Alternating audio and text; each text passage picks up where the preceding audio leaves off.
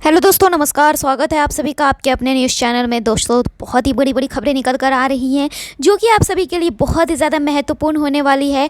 तो दोस्तों, एक भी खबर को मिस नहीं कीजिएगा। साथ ही साथ वीडियो बनाने में हमें बहुत ही ज़्यादा मेहनत लगती है, तो वीडियो को एक लाइक ज़रूर करें। दोस्तों, यहाँ पर बहुत ही बड़ी बड़ी खबरें, जैसा कि हमने आपको बताया, निकल कर आ रही है। सबसे बड़ी खबर आ रही है, छुट्टियों से भरा है 2021।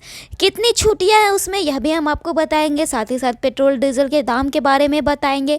साथ ही साथ दोस्तों, बहुत ही बड़ी खबर आ रही है आरबीआई की तरफ से। क्या खबर है, इसके साथ साथ अब आपको भी एलपीजी सिलेंडर में 500 का कैशबैक मिल सकता है।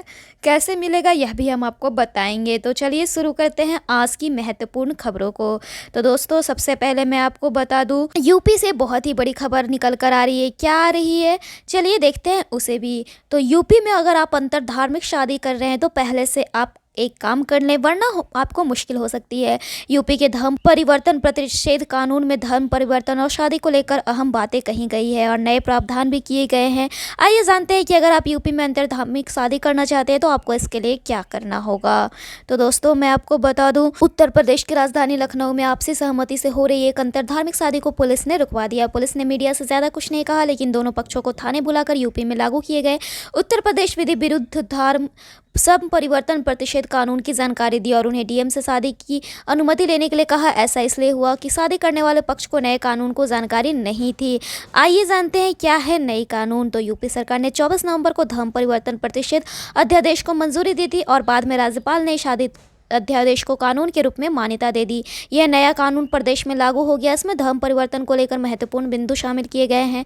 शादी को लेकर भी अहम बातें कही गई है और नए प्रावधान भी किए गए हैं। आइए जानते हैं इसके लिए आपको करना क्या है। लखनऊ की घटना से साफ हो गया है कि यदि अलग अलग धर्मों के बालिग लड़का लड़की अपने परिवार वालों की सहमति से भी अंतरधार्मिक शादी करना चाहते हैं, तब भी उन्हें जिलाधिकारी के यहाँ 2 माह पहले आवेदन कर शादी के लिए अनुमति लेनी होगी। यही वो कारण था जिसकी वजह से गुरुवार को लखनऊ में आपसी सहमति से हो रही शादी को पुलिस ने रुकवा दिया। तो चलिए बढ़ते हैं अगली खबर की ओर। तो दोस्तों, अगली खबर आ रही है दिल्ली में डीजल के दाम को लेकर। आइए जानते हैं इसके बारे में थोड़ी सी बातों को। तो दोस्तों, मैं आपको बता दूं, दिल्ली में डीजल 73 पार हो चुका है। आइए जानते हैं इसके बारे में।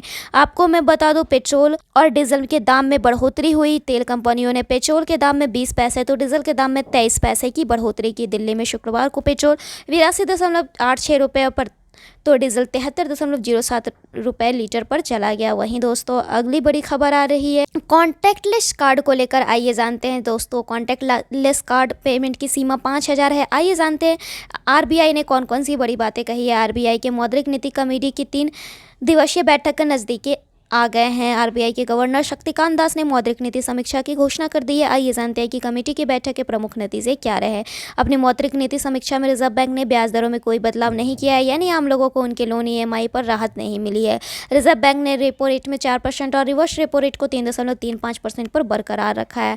वहीं आरबीआई ने कहा है कि कॉन्टैक्टलेस कार्ड पेमेंट को 2000 रुपये से बढ़ाकर 5000 रुपये किया जाएगा। यह फैसला 1 जनवरी 2021 से लागू होगा। वहीं अगले कुछ दिनों में आरटीजीएस के जरिए पैसे ट्रांसफर करने की सुविधा 24 घंटे मिलने लगेगी। रिजर्व बैंक के गवर्नर शक्तिकांत दास ने कहा कि ग्रामीण और शहरी दोनों इलाकों में आर्थिक गतिविधियां बढ़ रही है। रिकवरी में कुछ नए सेक्टर भी जुड़े हैं। अनलॉक के बाद शहरी मांग में इजाफा हुआ है। देश का कंज्यूमर काफ़ी आशावादी है।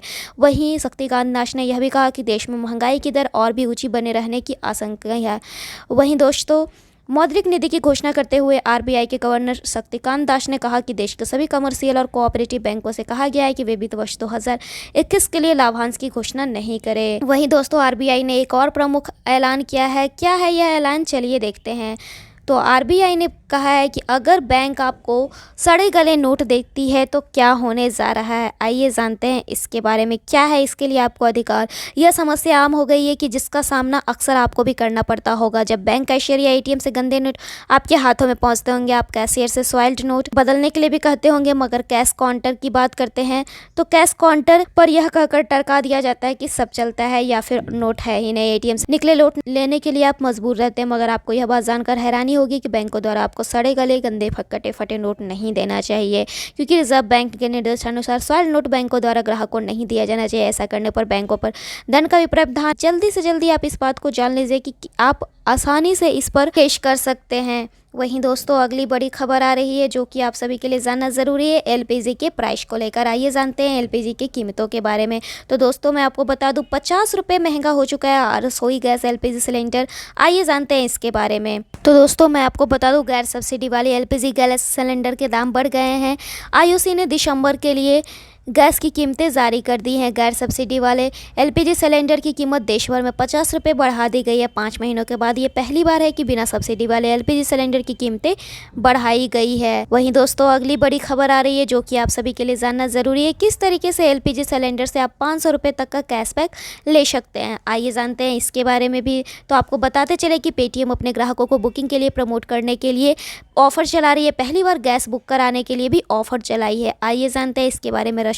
नई दिल्ली से खबर आ रही है कि रसोई में इस्तेमाल होने वाले एलपीजी सिलेंडर में आपको सीधे 500 रुपये का फ़ायदा हो सकता है। एक खास स्कीम के तहत आप अपने एलपीजी सिलेंडर में 500 रुपये का कैशबैक पा सकते हैं। प्राप्त जानकारी के मुताबिक पेटीएम अपने ग्राहकों को एलपीजी सिलेंडर बुक कराने पर 500 रुपये की कैशबैक दे रहा है। इसके लिए आपको सबसे पहले पेटीएम ऐप खोलना होगा। अब यहाँ रिचार्ज एंड पे बिल सेक्शन में जाएँ। उसके बाद अब आपको यहाँ बुक सिलेंडर के ऑप्शन में जाना होगा। यहाँ अपने गैस एजेंसी को चुने। एक बार आपकी डिटेल आने के बाद नीचे ऑफर्स में जाएं। उसके बाद आपको यहाँ पर ऐप में ऑफर्स के कई ऑप्शन दिखेंगे। इनमें से फर्स्ट एलपीजी ऑप्शन को चुने। ध्यान रहे सिर्फ फर्स्ट एलपीजी के तहत ही 500 रुपये का कैशबैक मिल रहा है। बताते चले कि पेटीएम अपने ग्राहकों को बुकिंग के लिए प्रमोट करने के लिए ऑफर चला रही है। पहली बार यह ऑफर गैस के लिए भी चलाई है। वहीं दोस्तों अगली बड़ी खबर आ रही है जो कि आप सभी के लिए जानना ज़रूरी है। आइए जानते हैं इसके बारे में। छुट्टियों से किस तरीके से 2021 भरा हुआ है देखते हैं पूरे साल की कैलेंडर को भी। तो दोस्तों मैं बता दूं कुछ ही दिनों में साल 2020 अब खत्म हो जाएगा और नए साल का आगाज़ हो जाएगा। साल 2020 बहुत उतार चढ़ाव से बड़ा रहा। कोरोना वायरस की वजह से ज़्यादातर लोगों ने यह साल अपने घरों में ही रहकर बिताया है और 2021 की तरफ लोग बहुत उम्मीद भरी नज़रों से देख रहे हैं। लोग बेसब्री से नए साल में पड़ने वाली छुट्टियों का इंतजार कर रहे हैं ताकि घूमने फिरने का प्लान बना सके। इस साल बस 2 ही छुट्टी है, रविवार को पड़ रही है। ऐसे में ज़्यादा छुट्टियाँ बर्बाद नहीं होंगी। आइए डालते एक नज़र 2020 के हॉलीडे पर। जनवरी के महीने में बस एक छुट्टी पड़ रही है और वो गणतंत्र दिवस की छुट्टी। और 2021 में 26 जनवरी मंगलवार के दिन पड़ रहा है। तो आप सोमवार की छुट्टी लेकर 4 दिनों की छुट्टियां प्लानिंग कर सकते हैं। वहीं फरवरी में इस साल कोई छुट्टी नहीं है। मार्च के महीने में 2 छुट्टियां पड़ेगी। 11 मार्च को गुरुवार के दिन महाशिवरात्रि पड़ रही है जबकि 28 मार्च को रविवार के दिन होली पड़ रही है। 2021 में अप्रैल के महीने में छुट्टियां ही छुट्टियां हैं। 2 अप्रैल को गुड फ्राइडे, 14 को अम्बेडकर जयंती और 21 को रामनवमी है। ये दोनों ही छुट्टियां बुधवार को पड़ रही हैं। मई के महीने में 12 मई को बुधवार के दिन ईद उल फितर की छुट्टी है। वहीं 26 मई को बुधवार के दिन बुध पूर्णिमा की छुट्टी है। जून के महीने में कोई भी छुट्टी नहीं है। 2021 के महीने में सिर्फ एक छुट्टी है जुलाई में। इस महीने की 21 जुलाई को बुधवार के दिन ईद उल जुहा का त्यौहार है। वहीं अगस्त सितंबर की बात करें तो लोगों को इस बार 15 अगस्त की छुट्टी नहीं मिलेगी क्योंकि इस दिन रविवार है। 19 अगस्त को गुरुवार के दिन मुहर्रम है। ऐसे में शुक्रवार की छुट्टी लेकर आप कहीं घूमने का प्लान बना सकते हैं। इस साल जन्माष्टमी को त्यौहार 30 अगस्त को सोमवार के दिन पड़ रहा है। सितंबर में कोई छुट्टी नहीं है। 2 अक्टूबर को गांधी जयंती शनिवार के दिन है।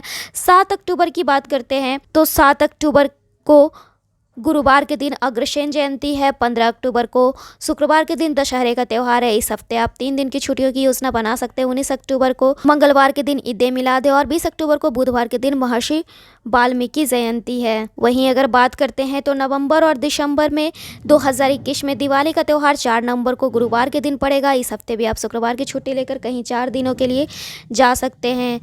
2021 में 25 दिसंबर को क्रिसमस का त्यौहार होगा। शनिवार के दिन पड़ जाने से लोगों को एक छुट्टी कम हो जाएगी। वहीं दोस्तों अब बात करते हैं अगली खबर की ओर। अगली खबर आ रही है 8 दिसंबर को लेकर। 8 दिसंबर को किसान लोग हड़ताल पर जा रहे हैं तो पूरा भारत को बंद करने का ऐलान कर दिया है उन्होंने।